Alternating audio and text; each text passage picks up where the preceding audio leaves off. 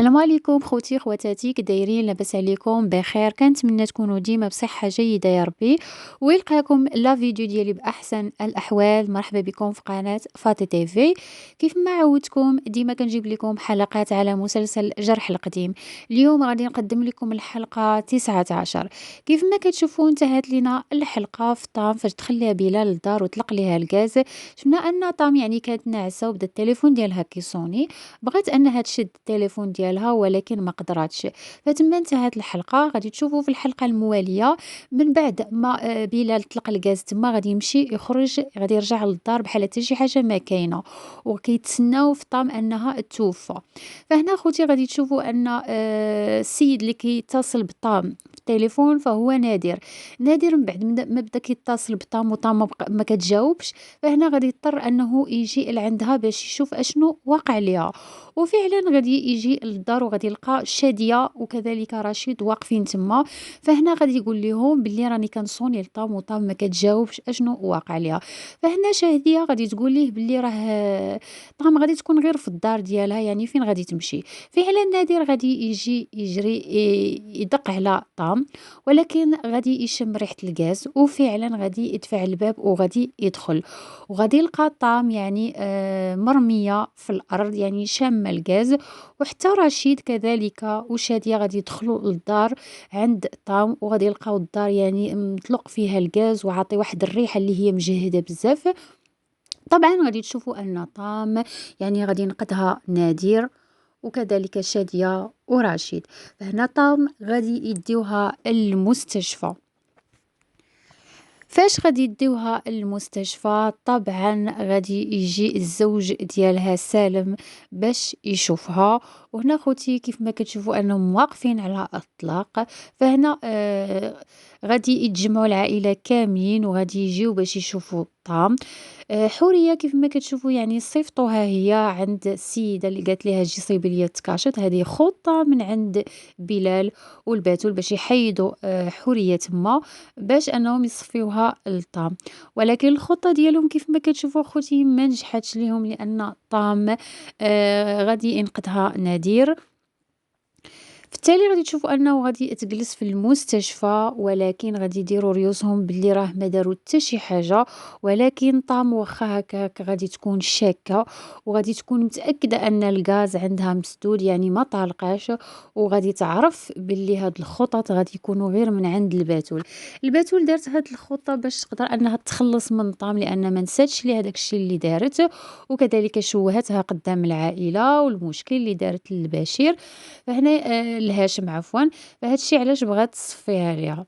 من بعد غادي تشوفوا اخوتي ان الاخت ديالها حوريه اللي غادي ترجع من عند ديك السيده، غادي تجي كتجري عند الاخت ديالها طام المستشفى.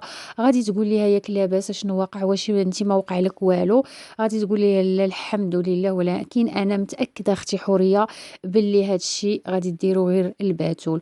ولكن حوريه غادي تقول لها باللي هاد الشيء راه ما كاينش، ما تبقيش دير هاد الافكار في الدماغ ديالك. الباتول راه تسامحت معاك وراه شفتيها كلشي ندم، يعني ما يمكنش مازال دير هكا. فهنا غادي تقول لها انا شاكه فيها وما عرفت. المهم غادي تشوفوا اخوتي من بعد طامه غادي تولي بخير وغادي تخرج من المستشفى. صافي غادي تقرر تاني انها تجمع الحوايج ديالها باش تمشي هي والاخت ديالها باش يسافروا لفرنسا. ولكن غادي تشوفوا حوريه من بعد ما غادي تقول لبلال باللي راه غادي تمشي لفرنسا وغادي تدي ولادها، بلال غادي يعارض وغادي يقول لها لا انا هو راجلك، غادي تسمعي الهضره ديالي. فهنا غادي تضطر حوريه انها تجلس، وغادي تطلب من طام انها تجلس حتى هي. وغادي تقول لها عافاك اختي ما تمشي حتى شي بلاصه وما تبعديش علينا، خليك غير هنا. من بعد اخوتي غادي تشوفوا الباتول غتفق تاني مع بلال باش يقدروا عاوتاني يتخلصوا من طعم، حيت غادي تبقى تابعة حتى غادي تصفيها ليها. ولكن هاد المرة غادي يديروا لها خطة وحدة أخرى. فهنا المشكلة فاش غادي يبغيو يديروا لها هاد الخطة، هاد المرة غادي يديروا واحد الكارثة اللي هي خطيرة بزاف. الباتول في الحلقات المقبلة غادي تطلب من بلال أنه يدير السم الطعام في الماكلة باش يصفيها ليها بصفة نهائية باش تاكلها وتموت ديك الساعة. ولكن المفاجأة هنايا أن حورية هي اللي غادي تاكل ديك الماكلة وغادي تموت في البلاصة، لأن أصلا حورية عندها توكل قديم، وكيف ما كتشوفوا ما غاديش تستحمل مازال هذاك السم فاش غادي تاكلو. وغتشوفوا في الحلقات الماجية أن الحورية غادي توفى وغادي يكون سببها تاني الزوج ديالها. أما بالنسبة للبنت ديالها كيف ما كتشوفوا خوتي شيماء، يعني غادية في واحد الطريق اللي هي خايبة بزاف. فهنا شيماء كيف ما قلت لكم أن الصديقة ديالها ما خلاتهاش، يعني كتعمر ليها راسها بشي أفكار خايبين، وكتقول ليها بلي هذاك السيد اللي انت معاه خاصك ديري ليه خاطرو، خاصك تعامليه زويوان باش حتى هو ما يتخلاش عليك، وخاصك تقدي راسك وديري ماكياج. فهاد الشيء اللي غادي تولي دير شيماء، غادي تعتني براسها اكثر. وطام غتلاحظ هاد الشي وغادي تتبعها، وفعلا غادي تلقاها بلي كتلاقى مع هداك السيد. وهداك السيد طبعا غادي يدي شيماء للدار، ولكن طام في يعني فاش غادي تشوفها مشات عنده تما فين غادي تبلغ الشرطة، وغادي يجيو يوقفوا على داك السيد في دارو، وغادي يشدوه حيت اصلا كيدي الدريات الصغار لديك الدار وكيستغلهم. أما بالنسبة لرشيد وشادية، فهنا رشيد كيف ما كتشوفوا يعني كيتقرب لشادية، يعني راه فعلا معجب بشادية، ومعجب بشادية من شحال هادي، ولكن شادية هي كتعتبره بحال الأخ ديالها.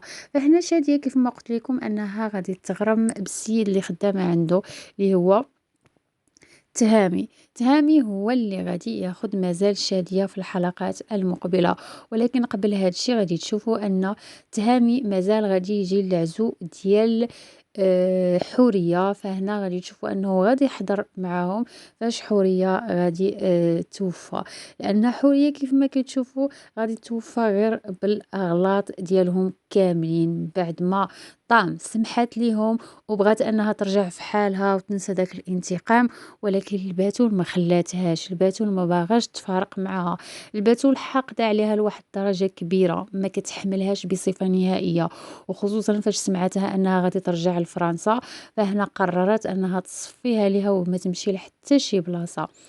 في التالي غادي تشوف اخوتي حتى من بعد ما بغات تطلق من الزوج ديالها، يعني هو ما حضرش، اذا هو ما باغيش الطلاق. فهنا غادي تشوفوا ان غادي تكتشف مازال عليه خيانه من واحد السيده، وهاد السيده غتكون حامله منه، وتما صافي فين غادي تاخذ الطلاق ديالها بسهوله وغادي تهنى من سالم.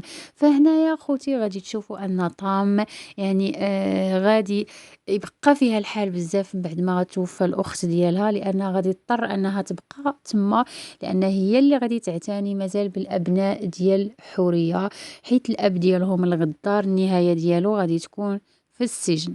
عطيتكم بعض الأحداث من هذا المسلسل. شكرا لكم أحبائي الكرام، إلى فيديو مقبل إن شاء الله، مع السلامة.